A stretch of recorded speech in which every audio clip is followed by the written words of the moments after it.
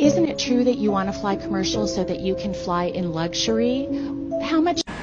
I remember when this interview first came out, and can I just say, I hate prosperity preachers like this. And another example would also be like Joel Osteen. It's really sad that, while people are suffering and are hungry and are looking to religion for hope, trying to find a way to escape their lives or better their lives, you have preachers like this that will literally take people's money and say, by donating to the church, God will bless you and God will grant you all these amazing miracles in your life. They say the more that you pray, the more that you donate to the church, the more that you give to God, God will give 10 times to you. And while you're broke, barely able to afford to feed your kids or take care of your responsibilities, you have these pastors who are literally in private jets, literally buying $1 million houses. While we're in the financial state that we're in right now in America, these pastors are taking people's money and building mega churches and living in $1 million mansions and just scamming the shit out of people. That's crazy. This is not really an uncommon practice, and you can sort of blame it on the people who donate to these churches because do your research and you should know better, and come on, do your research and understand that these people are scamming you. But it's not as much their fault as it is the priests and the pastors that are scamming people. Honestly, I'd probably say it's not even the people who are donating's fault because they have pure intentions, but these pastors are just taking advantage of people, and that's ridiculous. But this practice that prosperity preachers take part in, this is not the first time that we've seen this in history.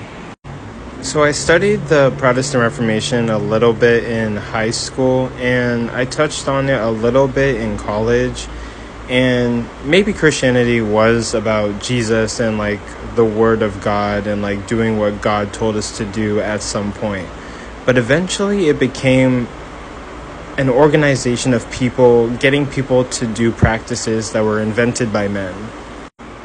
During the 16th century, not a lot of people questioned things, and the Catholic Church was able to convince people that they were able to pardon sins and that the priests were able to speak to God, and that to get to God, you had to go through a representative in the Roman Catholic Church. This is what happens when people don't really ask questions, and this is kind of why I don't really trust the Catholic Church, especially when hearing about what they did to the pagans and their holidays, and the list is long. But yes, traditions were made, and they were made by men in order to please God or to communicate with God. And the elites managed to basically pull the wool over poor people's eyes and get them to take part in these traditions that they said were the key to God.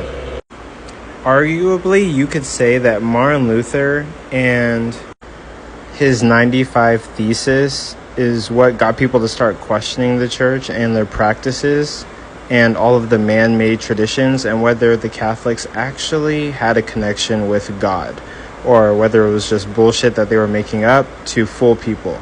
Martin Luther nailed his 95 Thesis on a Roman Catholic cathedral and essentially rebelled from the Roman Catholic Church because he kind of figured the idea that Catholics didn't have the power, man did not have the power to communicate with God, that a relationship with God was personal between a person and God. There didn't have to be a middleman. And this could have been the start of the split of the Roman Catholic Church. I'm not sure about this, so don't take my word for it and do your own research. I'm going to say this a lot. Again, it's very important that people question things and ask questions. Knowledge allows us to make the best decisions that we can possibly make. Knowledge allows us to live our best lives. And without knowledge, with just blind faith, I think blind faith can be a bad thing, especially when it comes to religion. I think with blind faith allows religion to take advantage of people, especially these prosperity preachers who are taking your money, and it's not getting you blessings. It's not helping the church. It's going towards them to live millionaire lifestyles while you're poor, paying your taxes, and trying to take care of your responsibilities. Because of thinking like Martin Luther's, because of rebelling against society and asking questions and doing research and questioning things, we're able to like destroy corruption and hold people accountable and really find the truth and see what is real and what is not real. So don't fall for these prosperity preachers. Don't fall for religion. Don't fall for man-made traditions.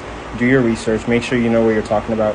Who knows? Maybe the Catholics are right, but do your research and make sure that the practices that they're practicing were practices given to them by God and not practices that they made up. Nothing man-made should be set in stone for the path to communicating with God and finding your way to heaven. So question everything and be open-minded, and that's really it.